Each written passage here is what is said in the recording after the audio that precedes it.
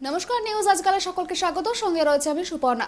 শুরুতেই যে খবরের দিকে চোখ রাখবো, বিশ্বভারতী উচ্ছেদ হুঁশিয়ারির বিরুদ্ধে এবার আদালতের দ্বারস্থ হলেন অমর্ত্য সেন।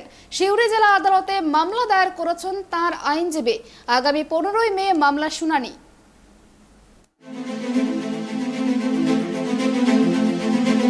অমর্ত্য সেন বিশ্বভারতীর জমি জট অব্যাহত। এবার বিশ্বভারতীর উচ্ছেদ নোটিশের বিরুদ্ধে আদালতের দ্বারস্থ অমর্ত্য সেন। মামলার শুনানি 15ই মে। দীর্ঘদিন ধরেই জমি নিয়ে অমর্ত্য সেন বিশ্বভারতীর অশান্তি চলছে। জল আগেই গড়িয়েছিল আদালত পর্যন্ত। সম্প্রতি বিশ্বভারতী উচ্ছেদ নোটিশ পাঠায় অমর্ত্য সেনকে।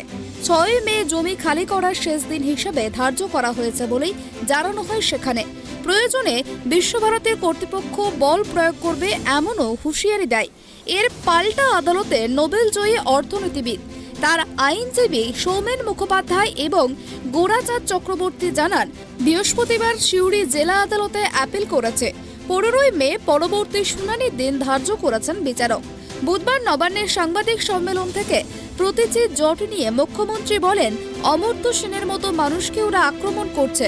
অমর্ত্য সেনের বাড়ি বুলডোজার দিয়ে ভেঙে দেবে বলছে। আমি অবাক হয়ে যাচ্ছি। যদি দেখি বুলডোজার চালাচ্ছে, আমি প্রথম ওখানেই গিয়ে বসবো, ধর্ণা দেব। বাংলার শিক্ষা সংস্কৃতির রাজ্য। আমি দেখব মানবিকতা ক্ষমতাশালী না বুলডোজার ক্ষমতাশালী। Bureau report, tribe TV.